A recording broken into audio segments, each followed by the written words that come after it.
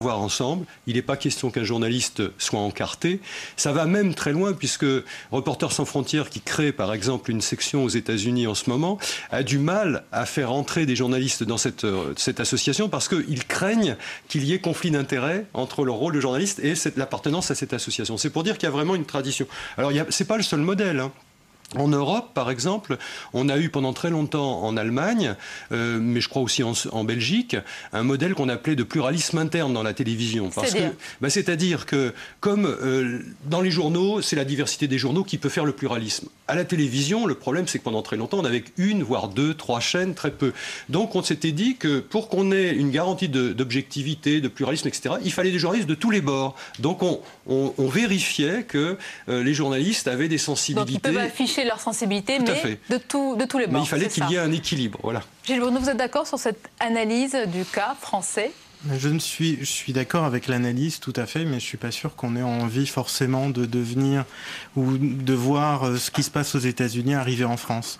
Et en tous les cas, quand on voit le directeur de la rédaction d'ITélé qui dit, je cite, que la candidature, etc., de M. Montebourg allait risquer de nourrir une forme de suspicion qui pouvait entamer la crédibilité de la journaliste et puis donc de la chaîne par déduction, je crois que c'est vraiment faux et je crois que le travail d'Audrey Pulvar, qui est complètement incontestable, prouve que bien au contraire, puisqu'elle est avec Arnaud Montebourg, elle allait être encore plus sérieuse et de toutes les façons complètement inattaquable. Moi, je crois vraiment cela et je voudrais entendre vraiment beaucoup plus les journalistes d'autres médias.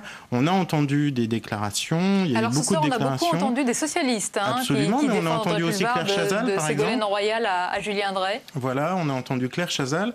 Mais moi, je pense que même si c'est un petit événement par rapport à d'autres choses bien plus graves qui se passent dans le monde, j'aimerais bien voir beaucoup de journalistes qui se mettent ensemble et qui disent vraiment d'un seul mot « Nous sommes contre cette décision, etc. » Alors là, ce soir, c'est un député UMP, Jacques Miard, qui a Donc selon vous, soyons clairs pour les téléspectateurs, c'est dire que si une journaliste politique interviewe son compagnon, vous n'y voyez pas de problème et au contraire, vous pensez qu'elle sera encore plus bien pugnace. Entendu, elle n'aurait pas interviewé son compagnon.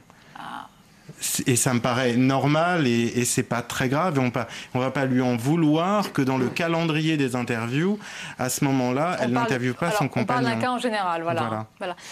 Vous ne voyez pas d'accord, Non, je pense qu'effectivement, je rejoins tout à fait, c'est qu'on n'a pas de règles. Comme on vient d'un univers très différent... C'est une obligation, entre guillemets, morale. Il n'y a rien d'écrit. Comme on vient d'un univers très différent, on n'a pas adapté nos règles, on n'a pas vraiment vérifié. On est en retard. Alors, oui, on est en retard. Comme toujours, lorsqu'on n'a pas une tradition, une histoire, on est un peu pris au dépourvu. Et en plus, on est effectivement face à une opinion qui a certainement beaucoup évolué là-dessus. C'est-à-dire que c'est vrai que l'opinion est très sensible au fait que les journalistes doivent être dégagés de tout type de conflit d'intérêts. Quand on voit les sondages... Est-ce qu'il y a toujours des soupçons de connivence, etc., qui pèsent sur les journalistes d'une manière générale ? Oui. Ou l'impossibilité de faire face aux pressions. Rappelez, le baromètre annuel dit impossibilité de faire pression face aux pressions financières ou politiques. Donc c'est vrai qu'on a certainement de la part des chaînes une manière de vouloir jouer sur la crédibilité. Mais c'est vrai... de l'information. Mais c'est vrai qu'il y a une dimension d'affichage. On insiste beaucoup sur les présentateurs. Est-ce que les rédacteurs en chef qui donnent la ligne d'un journal sont encartés, ont des proximités, etc. Est-ce que le journaliste qui va faire un reportage l'est ? Non. En fait, on s'attache effectivement à celui qui identifie la chaîne. Qui symbolise, alors qu'il y a toute une chaîne d'information. Oui. Surtout, je crois que aussi le problème, c'est le calendrier. C'est-à-dire que là, ITélé a fait du préemptif, alors qu'il n'est simplement que candidat. Il n'est pas encore au pouvoir. Et il y a quand même une différence. Alors, c'est vrai qu'il avait été lui-même interrogé sur le fait que Béatrice Schoenberg était avec un ministre. Ouais. Et là, il avait dit, justement, qu'il y avait un conflit d'intérêts. Mais là, il était ministre. Alors que lui, il n'est que candidat. Oui. Comme vous le dites. Juste une précision, est-ce que selon vous, en France, dans le paysage audiovisuel et puis des médias en général, est-ce que les journalistes ont le droit d'exposer leur opinion politique ? Je pense qu'aujourd'hui, ça serait très mal compris, à part le cas de figure de la presse d'opinion. Il reste une presse d'opinion en France où là, c'est accepté. Il faut aussi reconnaître la différence que j'évoquais tout à l'heure entre l'audiovisuel et la presse écrite. En presse écrite, on a des identités éditoriales fortes. Dans l'audiovisuel, on reste quand même dans un modèle où même s'il y a une diversité de chaînes ou de stations de radio, on considère qu'elles doivent respecter un certain équilibre. Et puis, il faut quand même se souvenir qu'on a une histoire à payer dans tout ça.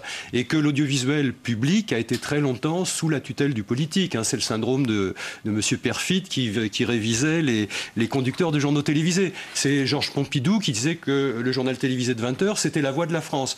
Donc je crois qu'il faut qu'on se dégage un peu de cette histoire et peut-être que les chaînes privées, notamment dans le cas d'ITélé, à bon compte peut-être marquent davantage de vertu là où on suppose que le public serait moins capable de cette vertu. Pour le mot de la fin, je vous fais réagir notre sondage avec notre partenaire lefigaro.fr sur la question que l'on pose chaque jour, évidemment, une nouvelle question à nos internautes. La voici. Peut-on être journaliste et vivre avec, et avoir une relation avec un responsable politique? C'est vraiment très tranché, oui à 47%, non à 48%, donc pas d'a priori en tous les cas pour les internautes, téléspectateurs, un peu ce que vous disiez. Même si j'aime beaucoup votre chaîne, seulement 278 votants. Ah, mais c'est toujours une question posée, ce n'est pas un sondage. Absolument, absolument. Donc c'est très partagé, tant mieux, et j'espère que ça va changer. Merci beaucoup, messieurs, d'avoir été les invités du 22h. Restez avec nous. Tout de suite sur Public Sénat, c'est l'émission de décryptage Déshabillons-les, autour ce soir de Laurent Fabius. Belle soirée à vous.